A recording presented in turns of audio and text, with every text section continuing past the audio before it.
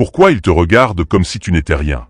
Pourquoi, quand tu entres dans une pièce, personne ne se tait? Pourquoi ton silence n'impose pas le respect, mais déclenche des sourires en coin? Pourquoi tu ressens ce mélange de rage et d'impuissance quand on te coupe la parole, quand on minimise tes ambitions, quand on te traite comme une option et jamais comme une priorité? Tu fais des efforts.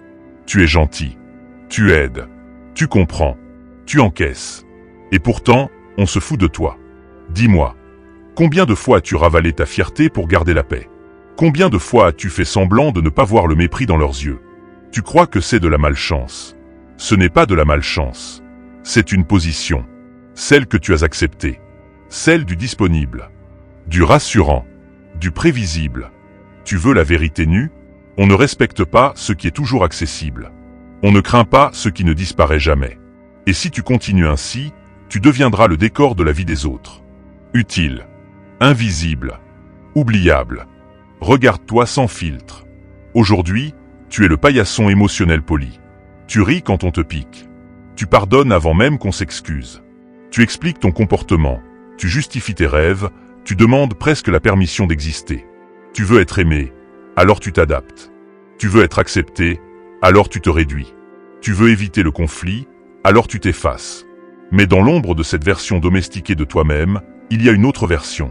Un maître froid. Quelqu'un qui comprend la valeur de la distance. Quelqu'un qui sait que l'absence crée la tension. Quelqu'un qui n'a pas besoin d'élever la voix pour être écouté. Ce maître ne cherche pas à plaire. Il se construit. Il ne répond pas à la provocation. Il observe. Il apprend. Il se retire. Et pendant que les autres rient, lui se transforme.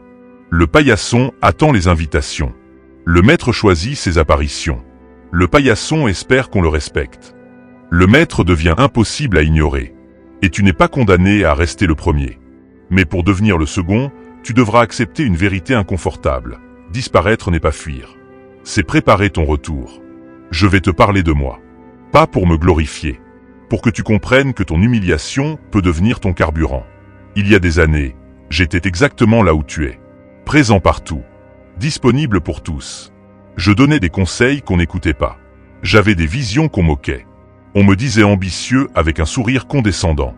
On me disait « reste humble ». Traduction « reste petit ». J'ai toléré. J'ai expliqué. J'ai prouvé. Plus je prouvais, moins on respectait. Jusqu'au jour où j'ai compris que mon erreur n'était pas mon talent. C'était mon exposition permanente. J'étais trop accessible. Trop lisible. Trop prévisible. Alors j'ai fait ce que peu ont le courage de faire. Je me suis retiré. Pas dans la plainte. Pas dans le drame. Dans le silence stratégique. Moins de messages. Moins d'opinions. Moins de présence gratuite. Pendant qu'ils pensaient que je m'effaçais, je me formais.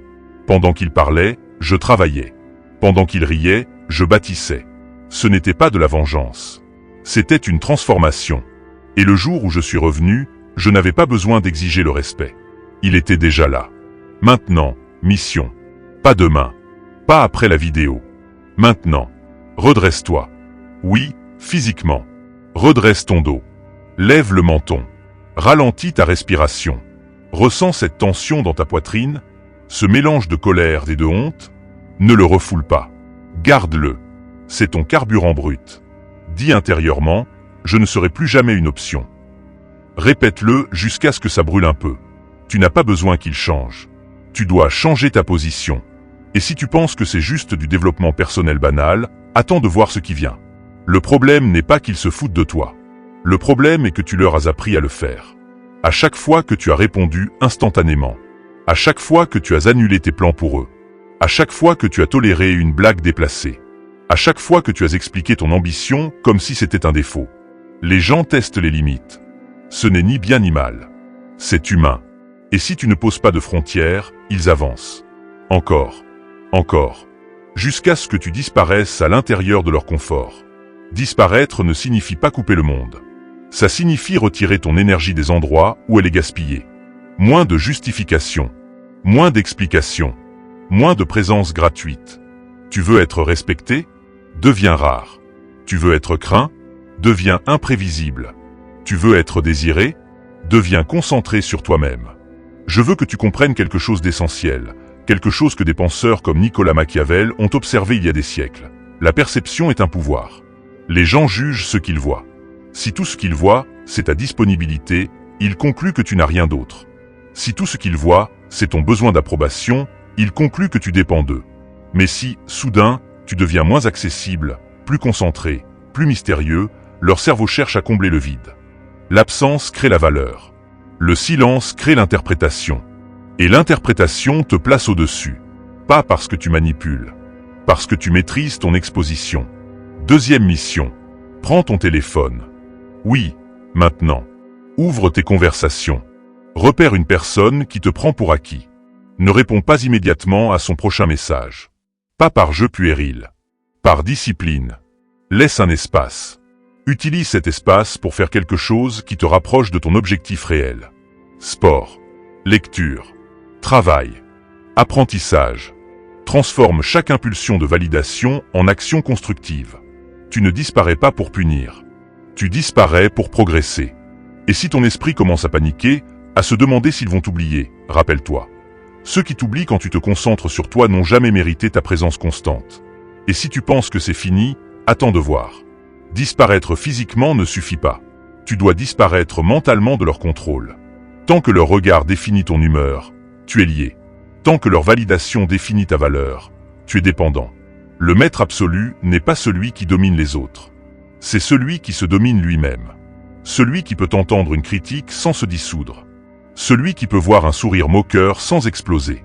Celui qui transforme l'humiliation en discipline. C'est ça, le véritable retour. Ce n'est pas arrivé avec arrogance. C'est arrivé avec des résultats. Silencieux. Indiscutable. Troisième mission. Écris en commentaire, je choisis la disparition stratégique. Pas pour me faire plaisir. Pour te déclarer publiquement. L'engagement public crée une pression intérieure. Abonne-toi si tu comprends que tu n'es plus là pour être aimé, mais pour être respecté. Chaque abonnement ici est un pacte avec ton évolution. Ce n'est pas du divertissement. C'est un entraînement. Quand tu reviendras, ne cherche pas l'approbation. Marche plus lentement. Parle moins. Regarde plus longtemps dans les yeux. Réponds avec précision. Refuse poliment ce qui ne sert plus ta trajectoire. Les mêmes personnes qui se moquaient te trouveront changé. Elles diront que tu es distant, froid, différent. Oui, c'est le but. Parce que la chaleur permanente brûle ta valeur. La distance la protège. Tu ne reviens pas pour humilier. Tu reviens pour inspirer le respect sans un mot de trop.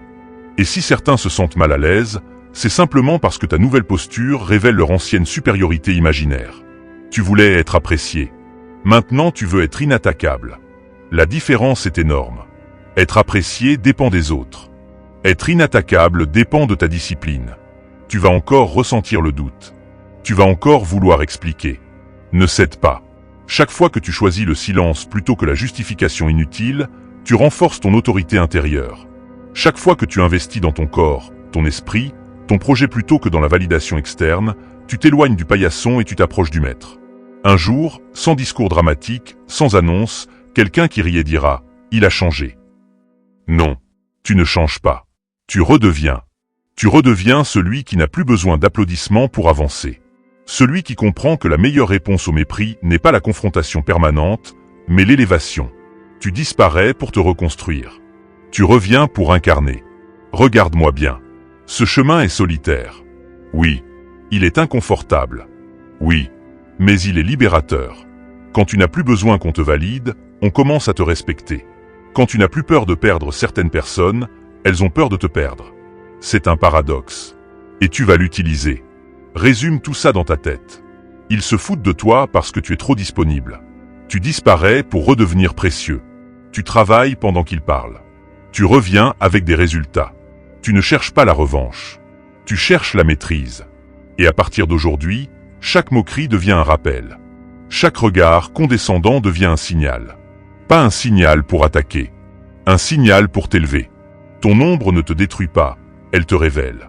Maîtrise-la, ou elle te condamnera au regret.